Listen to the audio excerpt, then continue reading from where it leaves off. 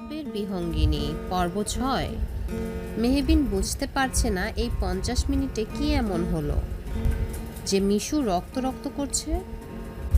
তাজেল কোথায়? ওকে তো দেখে রাখতে বলেছিল। রাস্তার ওপাশের বাড়ি থেকে কিছু শব্দও আসছে, কেউ চিৎকার চেঁচামেচি করছে বোধহয়। সেসব পরে দেখা যাবে, আগে মিশুকে শান্ত করতে হবে। মেহবিন শক্ত করে জড়িয়ে ধরে বলল, মিশুমণি, চোখ খোলো, দেখো এখানে রক্ত নেই। রক্ত রক্ত বধু, ওই মেয়েটা। কোন মেয়েটা? কি হয়েছে? চোখ খোলো, দেখো রক্ত নেই। মিশু চোখ খুলল, কিন্তু মেহবিনকে ছাড়ল না। ওর চোখ খুলতে দেখে মেহবিন বলল, দেখেছো রক্ত নেই, কিন্তু তাজেল, কুলসুম ওরা কোথায়? ওরা তো ওই মেয়েটার কাছে। ও কিছু বলবে তার আগে তাজেল কাঁদতে কাঁদতে মেহবিনের বাড়িতে এলো। মেহবিনকে দেখে বলল, ডাক্তার তুমি আইসো, তাড়াতাড়ি চলো, কাকা নওশিয়াফারে মাইরা ফালাইলো। নওশিয়াফারে খুব মারতেছে কাকা, রক্ত বের হইতেছে, তাড়াতাড়ি চলো, নাইলে নওশিয়াফা বাঁচবো না। এ কথা শুনে মেহবিন বুঝতে পারলো মিশু কোনোভাবে নওশির রক্ত দেখেছে। চিৎকার চেঁচামেচি এগুলোর মানে এখন বুঝতে পারলো মেহবিন। নওশির কথা শুনে উঠতে নিল, কিন্তু মিশু ওকে ছাড়ছে না। কি একটা মুশকিল। তখনই আরবাজার মুখর এলো। এসেই আরবাজ বলল, সরি, দেরি হয়ে গেল। ওকে বলতে না দিয়ে মেহবিন বলল, সেসব বাদ দিন, আগে মিশুকে ধরেন। ও বোধহয় রক্ত দেখে ভয় পেয়েছে। আমার এখনই যেতে হবে। আর হ্যাঁ, আপনারা বাড়ি চলে যান। মেহবিনের কথা শুনে আরবাজ মিশুকে ধরল। মেহবিন ছাড়া পেয়ে কোনো দিকে না তাকিয়ে দৌড় দিল। তাজেলও সাথে গেল। মেহবিন রাস্তার ওপাশের দ্বিতীয় বাড়ি যেতেই দেখল নওশিকে মাটিতে ফেলে লাঠি দিয়ে পেটাচ্ছে একজন। সকলে তাকিয়ে দেখছে, কেউ থামাচ্ছে না। তার মধ্যে একজন আঁচল চেপে কাঁদছে। তা দেখে মেহবিনের মেজাজ চরম গরম হলো। ও গিয়ে আগে লাঠি ধরল।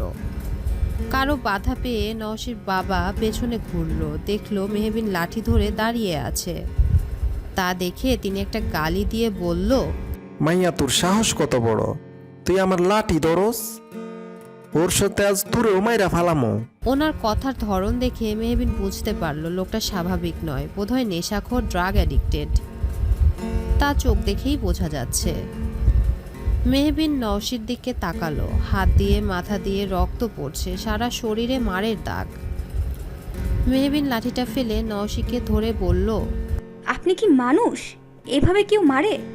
ওই তোরে কইতে কইছি, আমার মাইয়া আমি বুঝুম, তোর তাতে কি মাইয়া? আর একটা বাজে কথা বললে এখানেই মেরে পুঁতে ফেলবো একদম। মেহবিনের এমন কথায় সকলে অবাক হয়ে মেহবিনের দিকে তাকিয়ে রইল। এত কঠিন করে কোনো মেয়ে হুমকি দিতে পারে সেটা বোধহয় মেহবিনকেই প্রথম দেখল। নওশির অবস্থা দেখে মেহবিন বলল, নওশিকে হাসপাতালে নিতে হবে। তখন নওশির বাবা বলল, ওরে আবার হাসপাতালে নেওয়া লাগবো কেন? ও মরুক, ওর মরাই উচিত। যে মাইয়া বাপের কথা শুনে না, তার বাইসে তা শুনের অধিকার নাই। আমি ওর ফুইসে আর একটা হাও খরচ করুম না, মইরা যাকো। লাগবে না আপনার টাকা, আমি এমনিতেই ওর চিকিৎসা করাতে পারবো। নওশির বাবা রেগে চলে গেল ওখান থেকে। মেহবিন বুঝতে পারলো এদের দ্বারা কিছুই হবে না। মেহবিন কিছু না বলে নওশিকে সোজা করে দাঁড় করালো। তখন দুজন মহিলা ধরতে এলে তখন মেহবিন বলল, যদি মার খাওয়া থেকে নাই বাঁচাতে পারেন, তাহলে এখন কিসের জন্য এসেছেন? দাঁড়িয়ে দাঁড়িয়ে ঠিকই মার খাওয়া দেখতে পারলেন, অথচ কেউ ওই পশুর মতো মানুষটাকে থামাতে পারলেন না। তখন একজন মহিলা বলল, প্রথমে সবাই থামাইতে গেছিল, দুইবার মারও খাইছে একজন, তাও থামাইতে গেছে, তারপর বাপের কথা হইন না আর কেউ আগায় নাই। তার মাইয়া তার থেকে আমগোনাকে বেশি পড়ে, আরো অনেক খারাপ কথা কইছে। এই জন্য কেউ মেয়েটার কাছে আসলেন না। আজ শুধু আমি বাড়ি ছিলাম না, না হলে নওশিকে এতগুলো মার খেতে হতো না। এখন সরুন, তাড়াতাড়ি হাসপাতালে নিতে হবে। নওশির এতক্ষণ জ্ঞান থাকলেও এখন অজ্ঞান হয়ে গেল। তা দেখে মেহবিন আর দেরি না করে ওর রোগা পাতলা শরীরটাকে কোলে তুলে তাড়াতাড়ি হাঁটা ধরল। এটুকু নিতে সে পারবে। তাজেল নওশির পা ধরল। নওশীর মা কাঁদতে কাঁদতে ওদের পেছনে এলেন। রাস্তায় আসতেই মেহবিন দেখলো মুখর দাঁড়িয়ে, তাই মেহবিন বলল, পাঞ্জাবিওয়ালা, তাড়াতাড়ি গাড়ির দরজা খুলুন, নওশীকে হাসপাতালে নিতে হবে। আর নেত্রী, বারান্দায় আমার ব্যাগ আছে, সেটা তাড়াতাড়ি নিয়ে এসো। মুখর আর দেরি না করে তাড়াতাড়ি গাড়ির কাছে গেল। তাজেল গেল ব্যাগ আনতে। মেহবিন নওশীকে গাড়িতে তুলল। নওশীর মা আর মুখর সাহায্য করলো। তাজেল আসতেই মুখর গাড়ি ছাড়লো। মেহবিন ব্যাগ থেকে তুলা বের করে নওশীর রক্ত মুছতে লাগলো। হাসপাতাল আসতেই তাড়াতাড়ি করে ভেতরে নিয়ে মেহবিন ওর চিকিৎসা শুরু করলো। মুখর, তাজেল আর নওশীনের মা বাইরে রইল। নওশীর মা কাঁদছে দেখে তাজেল নওশীর মায়ের হাত ধরে বলল, কাইন্দো না কাকি, নওশী আপা ভালো হইয়া যাইব। ডাক্তার দেখতেছে তো, ডাক্তার খুব ভালো, দেখবা নওশী আপারে একদম সুস্থ কইরা দিব। তুমি কাইন্দো না। তাজেল, আমার মাইয়া বাঁচবো তো? ওই পাষাণ বাপ হইয়া কেমনে পারলো মাইয়ার ওভাবে মারতে? ওনার মনে একটু দয়া মায়া নাই? চিন্তা কইরো না, ডাক্তার আছে তো, সব ঠিক কইরা দিব। নওশীর মা আর কিছু বলল না। একটু দূর থেকে মুখর এগুলো দেখল। মেহবিনকে সে যত দেখে তত অবাক হয়।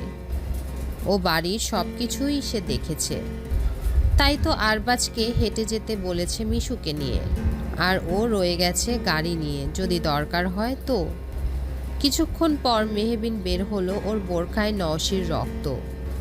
মেহবিন বের হয়ে ওর মাকে বলল, চিন্তার কারণ নেই, নওশী সুস্থ হয়ে যাবে, একদিন হাসপাতালে রাখতে হবে। নওশীর মা বলল সে থাকবে। মেহবিন কিছু বলল না। মেহবিনের কিছুই আর ভালো লাগছে না। সে তাজেলকে বলল বাড়ি যাবে কি না। সে বলল নওশীকে দেখে তার আরেকটু পরে যাবে। মেহবিন বলল তাজেলকে নিয়ে ফিরবে। আজ শুক্রবার, হাসপাতালে বেশি মানুষজন নেই, হয়তো ডাক্তার নেই বলে। ও বারান্দায় রেলিং ধরে দাঁড়িয়ে রইল আর অস্ফুট স্বরে বলল, আজ আর আমি দেরি করিনি মা। তখন মুখর ওর পাশে দাঁড়িয়ে বলল, বলেছেন সর্বশ্রেষ্ঠ মানুষ সেই ব্যক্তি যে মানুষের জন্য সবচেয়ে বেশি উপকারী। সহিউল জামে 3289। মুখরের কথা শুনে মেহবিন মুচকি হেসে ওর দিকে তাকিয়ে বলল, মানুষ হয়ে যদি মানুষের উপকারী না করতে পারলাম, তাহলে কিসের মানুষ? সব থেকে বড় কথা, আমি একজন ডক্টর। যে ব্যক্তিকে অপর ব্যক্তি সাহায্য করে তাকে আল্লাহ তাআলা সাহায্য করেন। তাছাড়া আবু হুরায়রা রাদিয়াল্লাহু আনহু থেকে বর্ণিত, নবী সাল্লাল্লাহু আলাইহি ওয়াসাল্লাম বলেছেন, যে ব্যক্তি দুনিয়াতে কোনো মুমিনের দুঃখ দূর করে দেয়, আল্লাহ কিয়ামতের দিন তার দুঃখ দূর করে দিবেন। যে ব্যক্তি কোনো বিপদগ্রস্ত ব্যক্তির বিপদ দূর করে দেয়, আল্লাহ দুনিয়াতে ও আখিরাতে তার বিপদ দূর করে দিবেন। যে ব্যক্তি কোনো মুসলিমের দোষ ত্রুটি গোপন রাখবে, আল্লাহ দুনিয়া ও আখিরাতে তার দোষ ত্রুটি গোপন রাখবেন। যে বান্দা আপন ভাইকে সাহায্য করবে, আল্লাহ সে বান্দাকে সাহায্য করবেন। যে ব্যক্তি জ্ঞান লাভের জন্য কোনো রাস্তা গ্রহণ করে, তার ওসিলায় আল্লাহ তার জন্য জান্নাতের রাস্তা সহজ করে দেবেন। যেসব লোক আল্লাহর ঘরসমূহের মধ্যে কোনো ঘরে সমবেত হবে, কোরআন পড়বে, সকলে মিলিত হয়ে তার শিক্ষা নেবে ও দেবে, তাদের উপর অবশ্যই প্রশান্তি অবতীর্ণ হবে। রহমত তাদের ঢেকে নেবে, ফেরেশতাগণ তাদের ঘিরে থাকবে, আর আল্লাহ তাদের কথা এমন সকলের মধ্যে উল্লেখ করবেন যারা তার কাছে উপস্থিত। যে ব্যক্তি তার আমলের কারণে পিছিয়ে পড়বে, তার বংশ পরিচয় তাকে এগিয়ে নিয়ে যেতে পারবে না। মুখর সব শুনে মুচকি হেসে বলল, তা ঠিক বলেছেন তো। আকাশের দিকে তাকিয়ে কি দেখছেন ডক্টর? এই আকাশটা কত বিশাল! এটা কি আমার প্রশ্নের উত্তর? আপনি বলেছেন আকাশের দিকে তাকিয়ে কি দেখছেন, তার উত্তর তো এটাই হওয়া উচিত, আর হয়েছেও তাই। Sorry, my mistake. কি ভাবছিলেন? এই পৃথিবী কত বিশাল, প্রতিদিন কত রকমের ঘটনা ঘটে ধরণীর বুকে। তা তো ঘটেই। মিশুমণি স্বাভাবিক হয়েছে? তুমি যাওয়ার পর একটু হাইপার হয়ে গেছিল তুমি চলে গেছো বলে, তবে আরবার সামলে নিয়েছে, সব ঠিক আছে। সেই জন্যই তো দুজনে হেঁটে হেঁটে বাড়ি গেল। ও আচ্ছা, ও কি অভিমান করেছে আমার উপর? কি জানি করতে পারে। সবার অধিকার আছে আমার উপর অভিমান করার, আমার নেই কেন মুখর? মেহবিনের মুখে মুখর শুনে আর এরকম কথা মুখর একটু থমকালো, কারণ এই সম্বোধনটা ওর কাছে নতুন, আর এরকম কথাও মুখর নিজেকে সামলে বলল, তোমারও অধিকার আছে বিহঙ্গিনী। না, আমার অধিকার নেই, কারণ এই বিহঙ্গিনী একা। সে মুক্তভাবে নিজের মতো উড়ে বেড়ায়। তার নির্দিষ্ট বলতে কিছুই নেই, তার কেউ নেই। বিহঙ্গিনীর সবাই আছে। কেউ নেই বিহঙ্গিনীর। বিহঙ্গিনী একা। আচ্ছা, আপনি বললেন সবাই আছে, তাই না? তার কেউ নেই। এই যে বিহঙ্গিনীকে দেখছেন, এর হাত ধরে জনসম্মুখে কেউ বলতে পারবে না এই বিহঙ্গিনীর সাথে তাদের সম্পর্ক কি। না আপনি, আর না আরবাজ, না আমার জন্মদা। থাক, বাদ দিন। পরিশেষে এই বিহঙ্গিনীর আপাতত কেউ নেই। বিহঙ্গিনী এক মুসাফিরের মতো এখানে ওখানে সফর করে। এতদিন নিজের মঞ্জিল খোঁজার জন্য সে সফর করত, কিন্তু মঞ্জিল খুঁজতে খুঁজতে নিজেকে হারিয়ে ফেলেছে। এখন সে নিজেকে খুঁজতে সফরে বেরিয়েছে, যার সঙ্গী সে আর তার সৃষ্টিকর্তা মহান রব। এবার মুখর করুণ চোখে তাকিয়ে রইল, কারণ এর উত্তর তার কাছে নেই। মেহবিন মুচকি হেসে মুখরের দিকে তাকিয়ে বলল, কি হলো, জবাব নেই? মেহবিন, আমায় বাড়ি যেতে হবে। তখনই তাজেল এলো। মুখর কিছু বলতে নিচ্ছিল, তাজেলকে দেখে চুপ মেরে গেল। তাজেল মুখরকে দেখে বলল, ডাক্তার, এটা কেডা? তখন নৌশিয়া পারে গাড়িতে কইরা নিয়ে আইলো। মেহবিন মুচকি হেসে বলল, নেত্রী, উনি আমার পরিচিত। তোমার জামাই নাকি ডাক্তার? যদি হয় তাইলে আমার পছন্দ হয়েছে। কি সুন্দর ফর্সা, দুধের মতো, কিন্তু তোমার মতো এত সুন্দর না। তাজেলের কথায় মেহবিন একটু আওয়াজ করেই হাসলো। মেহবিন মুখরের দিকে তাকিয়ে বলল, আপনি আমার জামাই নাকি পাঞ্জাবিওয়ালা? পাঞ্জাবিওয়ালা? হে কি পাঞ্জাবি বেছে ডাক্তার? তাজেলের কথায় এবার মুখর হাসলো আর বলল, গো, আমি পাঞ্জাবি বেছি না। এই নামটা তোমার ডক্টর আমারে দিয়েছিল, যেভাবে তোমাকে নেত্রী নামটা দিয়েছে। ও, তাইলে তোমারও নাম ডাক্তার দিচ্ছে? কিন্তু তুমি ডাক্তারের কি লাগো? মেহবিনের এবার তাজেলের পায়ের দিকে নজর গেল। কালকের ব্যান্ডেজটা রক্তে ভিজে গেছে। তা দেখে মেহবিন তাড়াতাড়ি করে ওকে কোলে তুলে বলল, নেত্রী, পায়ের অবস্থা কখন হলো? নওশিয়াফারে যখন মারছিল, আমি ফিরাইবার গেছিলাম, তখন কাকা আমারে ধাক্কা দিছিল, তখন আবার লাইগা রক্ত বাইর হওয়া শুরু করছে। মেহবিন ওকে নিয়ে নিজের কেবিনে গেল। তাজেলের ব্যান্ডেজ খুলে আবার নতুন ব্যান্ডেজ লাগিয়ে দিল। এর মধ্যে মুখর আর ওর সম্পর্কের কথা চাপা পড়ে গেল। মেহবিন বলল, আমাকে বলনি কেন এতক্ষণ? আমার নিজেরই তো মনে ছিল না। পাগল একটা। চলো বাড়ি যাই আমরা। তখন মুখর বলল, আমি নামিয়ে দিই? লাগবে না, আপনি চলে যান। আমি নেত্রীকে নিয়ে রিকশায় আসবো। প্লিজ। না, আপনি চলে যান। মুখর আর কিছু বলল না, চলে গেল। ও জানে এখানে বলে লাভ নেই। মেহবিন নওশিকে আবার দেখে এলো। ওর মাকে আর একটা নার্সকে সব বুঝিয়ে দিল। সব কিছুর টাকা মেহবিনই দিয়েছে। মেহবিন তাজেলকে কোলে করে বের হলো। একটা রিক্সা পেতেই সেটায় চড়ে বসলো। মেহবিন তাজেলের দিকে তাকিয়ে বলল, আমি যাওয়ার পর কি হয়েছিল নেত্রী? তুমি যাওয়ার পর তো আমরা সুন্দর করে চকলেট খাইতেছিলাম আর কার্টুন দেখতেছিলাম। কিছুক্ষণ দেখার পর দেখি আমগো বাড়ির এদিক থেকে চিৎকার চেঁচামেচি করতেছে। কুলসুম তো দিল এক দৌড়। তুমি আমারে তোমার বন্ধুরে দেখা রাখতে কইছিলা, আর কইছিলা কুলসুম গেলেও আমি জানি না যাই, তাই আমি যাই নাই। তখন তোমার বন্ধু কইলো যেখানে চিৎকার চেঁচামেচি হয় ওইনে যাইব। আমি মানা করলাম, পরে জেদ ধরলো। তখন কুলসুম আইলো, কইলো নওশিয়াফারে মারতেছে। ব্যাস, আমার আর কি, আমিও নওশিয়াফার কথা শুনিনা তোমার বন্ধুরে রাইখাই দৌড়। যাইয়া দেখি নওশিয়াফারে ইচ্ছা মতো মারতেছে। নওশিয়াফার শরীর দিয়া রক্ত পড়তেছে। পরে আমি ফিরাইতে গেছিলাম, কাকা দিল এক ধাক্কা। পরে আর সাহস হয় নাই। পরে দেখি তোমার বন্ধুও গেছে অনেক। নওশিয়াপারে দেখা রক্ত রক্ত কইরা দৌড় দিল, আমিও আইলাম। হে তোমার বাড়ি ঢুকলো দেখা আমি আবার মারামারির ওনে গেলাম। আবার তোমার বন্ধুর কথা ভাবলাম। ডরাইলো নাকি হে ভাইবা আইয়া দেখি তুমি আইসো, পরে তোমারে খবর দিলাম। সবকিছু মেহবিন মনোযোগ দিয়ে শুনলো। তারপর বলল, বুঝলাম।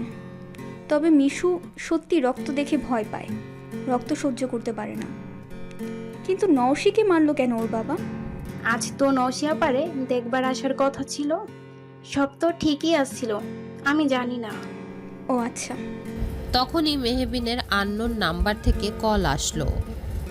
মেহবিন ফোন উঠিয়ে সালাম দিতেই ওপাশ থেকে বলল, ডাক্তার, তাড়াতাড়ি আমার বাড়িতে আসেন। মিশুর দরজা আটকে বসে আছে, ডেকেও বের করা যাচ্ছে না। চেয়ারম্যান সাহেব, আমি জানি না আপনার বাড়িতে কি হয়েছে, তবে আপনার থেকে এটা আশা করিনি যে আপনার বাড়ি থেকে ফিরে মিশু হাইপার হয়ে যাবে।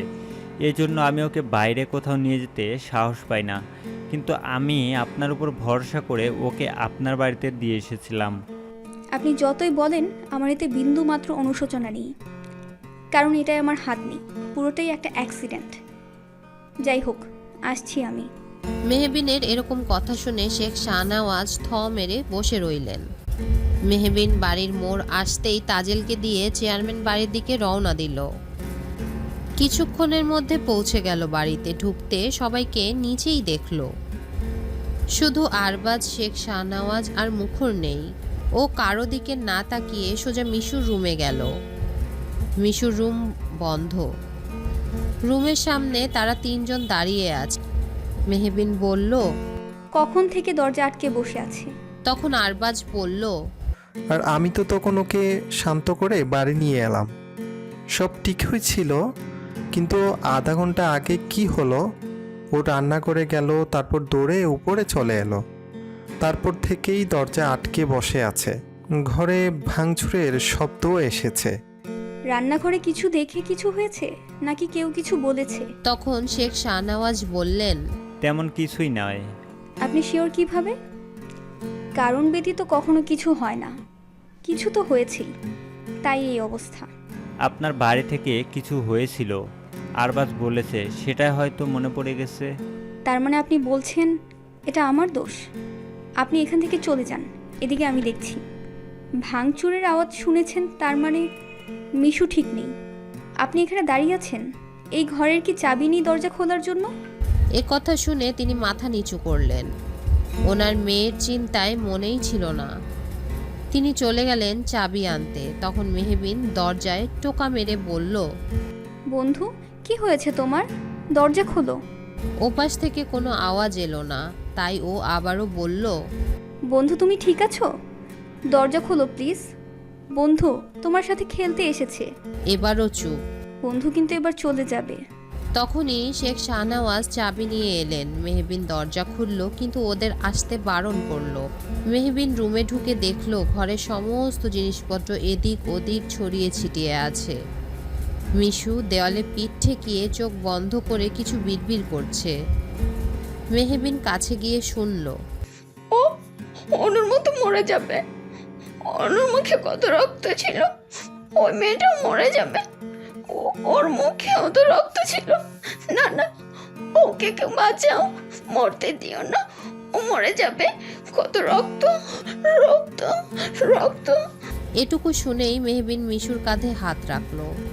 ও মেহবিনকে দেখেই ওকে জড়িয়ে ধরে জোরে কেঁদে উঠল আর বলল, আমার অনুকে বাঁচাও। কত রক্ত, কত রক্ত ওর মুখে। ওই মেয়েটাকে বাঁচাও, ওর মুখেও তো কত রক্ত। মেহবিন ওকে শান্ত করার চেষ্টা করলো। মিশু কিছু বিড়বিড় করে জ্ঞান হারালো। মেহবিন ওকে ধরলো।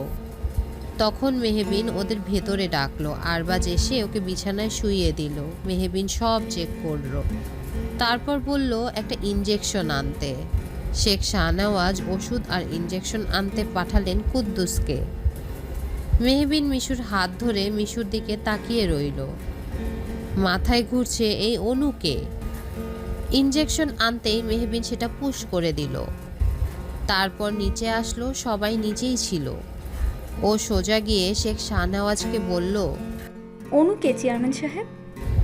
এ কথা শেখ শাহনওয়াজ সহ সবাই চমকে উঠলেন।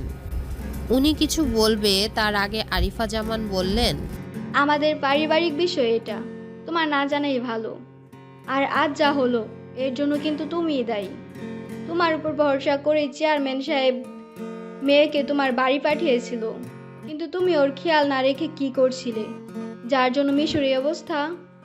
তুমি তো জানো মিশুর রক্তে ফোবিয়া আছে, তারপরেও কেন ওকে একা ছাড়লে?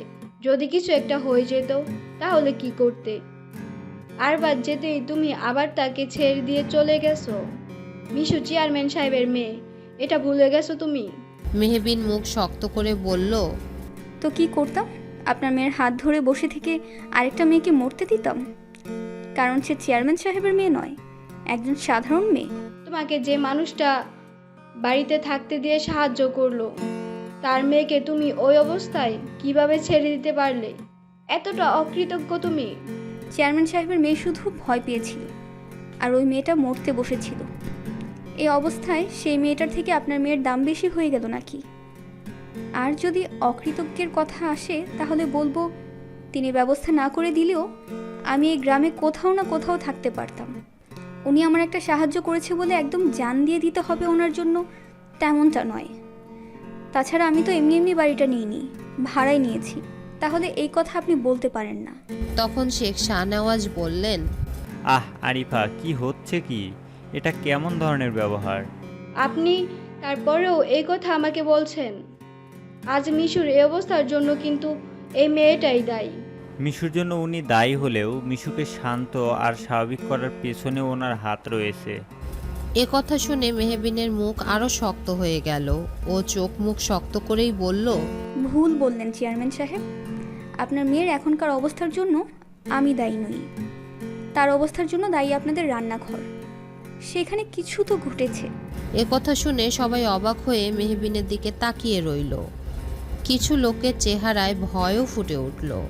তখন মেহবিন মুচকি হেসে বলল, বুঝলেন চেয়ারম্যান সাহেব, সর্ষের ভেতরেই ভূত আছে। আজ আমি চলি, তারপর না হয় আপনাদের পারিবারিক বিষয়ে কথা বলুন। সন্ধ্যা আরও আগেই নেমেছে, আপনাকে কেউ দিয়ে আসুক? দরকার নেই চেয়ারম্যান সাহেব, আমি একাই চলে যেতে পারবো। বলেই মেহবিন বেরিয়ে পড়ল। পেছনে আরবাজ আর মুখরও বের হলো আস্তে আস্তে সবার অগোচরে। মেহবিন ফোনে টর্চ অন করে আগাতে লাগলো। আরবাজ আর মুখর ওর পেছন পেছন চলতে লাগলো। হুট করে মেহবিন বলল, অনু কে বাজ পাখি? কথাটা শুনেই মুখর আর আরবাজ থেমে গেল। মেহবিন পিছনে ঘুরে দাঁড়ালো। আরবাজ কিছুই বলল না। তা দেখে মেহবিন বলল, অধিকার নেই তাই না? আর আসতে হবে না, আমি যেতে পারবো, বাড়ি এসেই গেছে। বলেই মেহবিন ঘুরে আবার হাঁটতে লাগলো। তখন আরবাজ দৌড়ে গিয়ে বলল, অনু হলো মিশুর প্রিয়জন, যার জন্য আজ 4 বছর ধরে মিশুর এই অবস্থা। বলেই আরবাজ দ্রুত গতিতে আবার পেছনে এলো আর মুখরকে নিয়ে চলে গেল। মেহবিন একবার ওদের দিকে তাকিয়ে রইল, তারপর বাড়ির পথে রওনা দিল। 2 মিনিট পর বাড়িতে ঢুকলো, দেখলো বারান্দা খোলা। হয়তো মিশু আর আরবাজ খোলা রেখেই গেছে, কিন্তু দরজা ভালোভাবে আটকানো, আবার তালা দেওয়া। তালা দিল কে? আবার এসব ভাবতে ভাবতেই তাজেল এলো চাবি নিয়ে। ও নাকি ব্যাগ নিতে এসে তার পাশে তালা দেখে মনে পড়েছে বাড়িতে কেউ থাকবে না, তাই তালা দিয়ে গেছে। ও চাবি নিয়ে সেই সন্ধ্যা থেকে অপেক্ষা করছিল, ও আসতেই ওকে দিল। মেহবিন হাসলো তাজেলের বুদ্ধি দেখে, বাহবাও দিল। তারপর তাজেলকে বাড়িতে যেতে বলে নিজের ঘরে ঢুকলো। আজ সারাদিনটা তার কি গেছে সেটা একমাত্র সেই জানে। তবুও তার মাথায় দিন শেষে একটা কথা, অনু মিশুর প্রিয়জন, যার জন্য মিশুর এই অবস্থা। কি হয়েছিল 4 বছর আগে?